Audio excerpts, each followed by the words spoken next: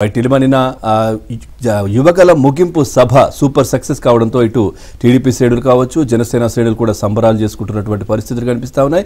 రాష్ట్ర ప్రజలకు కూడా నెక్స్ట్ టీడీపీ ప్రభుత్వం వచ్చిన తర్వాత ఏం చేయబోతున్నారు, ఏం చేయాలనుకుంటున్నారు, ఇప్పుడున్న అధికార పార్టీ ఏం చేస్తుందనేది క్లియర్ గా ఆ వేదికను అలంకరించిన పెద్దలందరూ కూడా మాట్లాడిన అంశాలు కూడా చాలా చర్చ జరుగుతున్న పరిస్థితులు కనిపిస్తా ఉన్నాయి. రైట్, చూద్దాం. భవిష్యత్ కార్యాచరణ, ఎన్నికల సమరానికి శ్రేణులను సిద్ధం చేయడం, రాష్ట్ర అభివృద్ధికి ప్రణాళికలను వివరించడంతో పాటు జనసేన టీడీపీ పొత్తు మరింత విస్తృతం చేసే విధంగా యువగళం ముగింపు సభ సాగింది. తెలుగుదేశం జనసేన పొత్తుకు కేంద్రంలోని బీజేపీ ఆశీస్సులు కావాలి అని పవన్ కళ్యాణ్ చేసిన ప్రసంగం ఆంధ్రప్రదేశ్ భవిష్యత్ రాజకీయానికి సంకేతాన్ని ఇచ్చింది.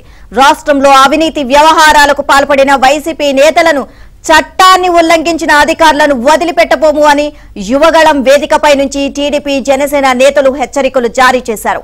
టీడీపీ జనసేన కార్యకర్తలు నేతలకు భరోసా కల్పించారు.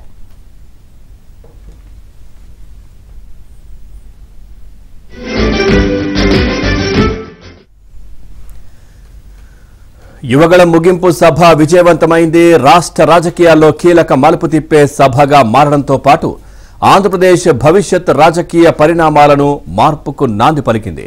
టీడీపీ జనసేన పొత్తుకు సంబంధించి ఇరు పార్టీల అధినేతలు 10 సంవత్సరాల తర్వాత ఒకే వేదికపై కనిపించడం ఏపీ రాజకీయాలను కీలక మలుపు తిప్పడంతో పాటు ఇరు రాష్ట్రాల శ్రేణులను రాబోయే ఎన్నికల సమరానికి సిద్ధం చేశారు.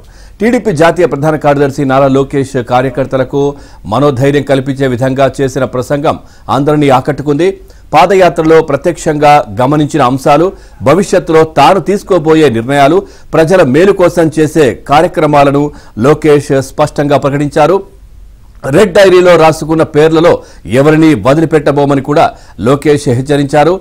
చట్టపరంగానే వారికి శిక్షించేలా చూస్తామని, అధికారులను అయితే ఉద్యోగాల నుంచి డిస్మిస్ కూడా చేయిస్తామని స్పష్టం చేశారు. భవిష్యత్ కార్యాచరణను కూడా ఈ సభా వేదికపై నుంచి టీడీపీ జనసేన నేతలు ప్రకటించారు. ప్రధానంగా అతి త్వరలో తిరుపతి, అమరావతిలో 2 పక్షాల ఆధ్వర్యంలో సభలు నిర్వహిస్తామని టీడీపీ అధినేత చంద్రబాబు ప్రకటించారు. ఈ పొత్తు రాష్ట్ర అభివృద్ధికి తోడ్పడే విధంగా ముందుకు సాగుతుందని చంద్రబాబు స్పష్టం చేశారు.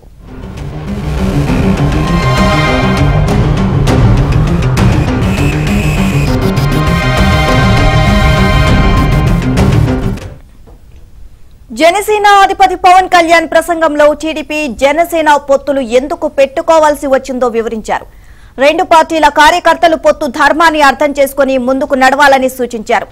టీడీపీ జనసేన పొత్తులకు సంబంధించి ఇప్పటికే అనేక సార్లు మాట్లాడానని, చివరి ప్రయత్నం వరకు చేస్తాను అని అమిత్ షా కూడా ఈ విషయాలు వెల్లడించినట్లు స్పష్టం చేశారు. జనసేన టీడీపీ పొత్తుకు బీజేపీ పెద్దల ఆశీస్సులు కావాలని, ఉంటాయి అనే భావిస్తున్నాము అని పవన్ కళ్యాణ్ ప్రసంగం చివర్లో చెప్పడం భవిష్యత్తులో టీడీపీ జనసేనలు బీజేపీతో పొత్తు పెట్టుకునే అవకాశం ఉంది అనే సంకేతాలను ఇచ్చింది. వైసీపీ ప్రభుత్వం అరాచకాలను, అన్యాయాలను ఎదిరించాలి అంటే, వైసీపీ విముక్త ఆంధ్రప్రదేశ్ ను సాధించాలి అంటే తప్పనిసరిగా వైసీపీ వ్యతిరేక ఓటును చీలనివ్వకూడదు అని పవన్ కళ్యాణ్ వివరించారు.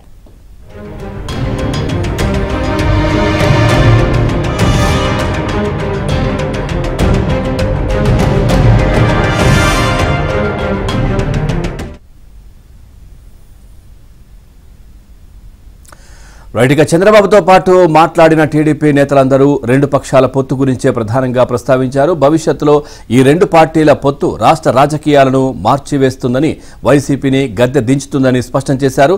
పొత్తు తర్వాత రాష్ట్రంలో నిర్వహించిన తొలి సభ కావడం, ఆ సభ కూడా సక్సెస్ కావడంతో 2 పక్షాల శ్రేణుల్లో హర్షాతిరేకాలు వ్యక్తమవుతున్నాయి. ఇదే విషయానికి సంబంధించి మరింత సమాచారాన్ని మా కరెస్పాండెంట్ పూర్ణ అందిస్తారు. పూర్ణ, అప్డేట్స్ ఏంటి నిన్న సభకు సంబంధించి?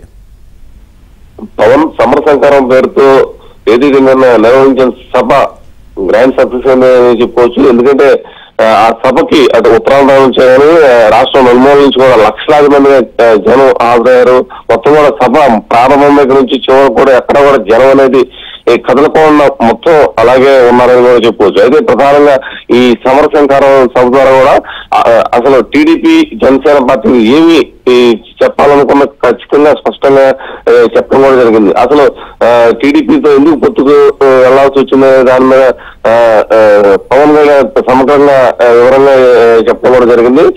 అదేవిధంగా ఖచ్చితంగా వైసీపీ పార్టీని బొందపెట్టాలి, ఎట్టి పరిస్థితుల్లో అధికారంలో రాకుండా చేయడమే ప్రధాన ధ్యేయంగానే మనం పనిచేయాలని చెప్పడం జరిగింది. అలాగే లోకేష్ అయితే కనుక తన యువగలం పాదయాత్రలో ఎదుర్కొన్న అనుభవాలన్నింటినీ కూడా ఒక్కొక్కటిగా మొత్తం కూడా చెప్పడం కూడా జరిగింది. ఏదైతే దాన్ని ఎట్టా ఇబ్బందులు పెట్టారు, యువగలం పాదయాత్ర ప్రారంభం దగ్గర నుంచి ఏదైతే ముగింపు వరకు కూడా అనేక ఇబ్బందులకు గురి చేశారు. ఎందుకంటే ప్రధానంగా చూస్తే కనుక అటు కుప్పంలోని వరదరాజ దేవాలయం దగ్గర ప్రారంభమైన పాదయాత్ర నిన్న విశాఖపట్నం దగ్గర ముగిసింది. అయితే ఈ జర్నీలో అనేక ఆటుపోట్లు కూడా ఎదుర్కోవాల్సిన పరిస్థితి కూడా ఆయన చక్కగా వివరించడం కూడా జరిగింది. ఎందుకంటే అనేక చోట్ల కూడా ఈ వైసీపీ సర్కార్ ఇబ్బందులకు గురి చేసిన అంశాలని ఒక్కొక్కటిగా ప్రస్తావించారు. అలాగే ఈ వాలంటీర్స్ మీద ఇటువంటి కేసులు పెట్టారు ఏంటి అనేది మొత్తం కూడా చెప్పడం కూడా జరిగింది. అయితే తాము అధికారంలోకి వస్తే ఏం చేస్తాము, ఏ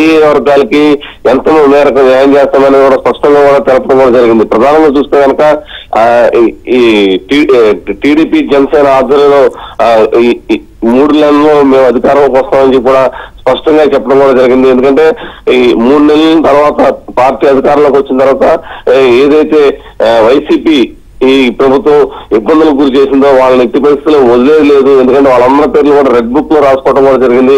దానికి సంబంధించిన సమాచారం పూర్తిగా ఉందని కూడా చెప్పడం కూడా జరిగింది. చట్టపరమైన చర్యలు కూడా తీసుకుంటాము, వాళ్ళ మీద ఎవరైతే తుచ్చారం ప్రదర్శించారో వాళ్ళందరి మీద కూడా చర్యలు తప్పవని కూడా చెప్పారు. అవసరమైతే వాళ్ళని ఉద్యోగాల నుంచి కూడా డిస్మిస్ కూడా చేస్తామని చెప్పి లోకేష్ కూడా ప్రస్తావించడం కూడా జరిగింది. మరోవైపు ఈ సభకి అశేష జనవాహిని ఈ మొత్తం కూడా తరలి వచ్చిందని చెప్పవచ్చు. ఇక చంద్రబాబు అయితే ప్రధానంగా ఈ పొత్తు ఎందుకు పెట్టుకోవాల్సి వచ్చిందని దాని మీద మొత్తం కూడా సమగ్రంగా వివరించారు. దాంతో పాటు భవిష్యత్తు కార్యాచరణ ఏంటనే కూడా ఇక్కడి నుంచే ప్రకటించడం జరిగింది. ఏదైతే ఉమ్మడిగా అంటే ఉమ్మడిగా ఎక్కడెక్కడ సభలు పెట్టాలి ఏంటి అనే దాని మీద కూడా ఒక క్లారిటీ అయితే ఇచ్చింది.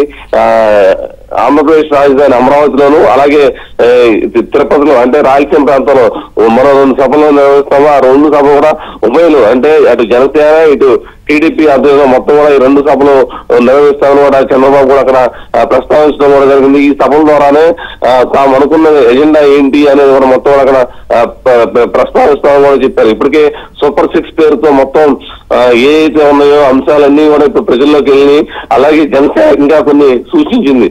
వాటన్నిటి కూడా కలుపుకుని మొత్తం కూడా ఒక అంటే ఏదైతే జనసేన ఇంకా 4 అంశాలు ప్రధానంగా ప్రస్తావించిందని చెప్పొచ్చు. ఆ 4 అంశాలు కూడా జోడించుకుని మొత్తం కూడా వీటిని ప్రకటిస్తామని చెప్పి అటు చంద్రబాబు అయితే చెప్పడం కూడా జరిగింది. ఎందుకంటే ఇక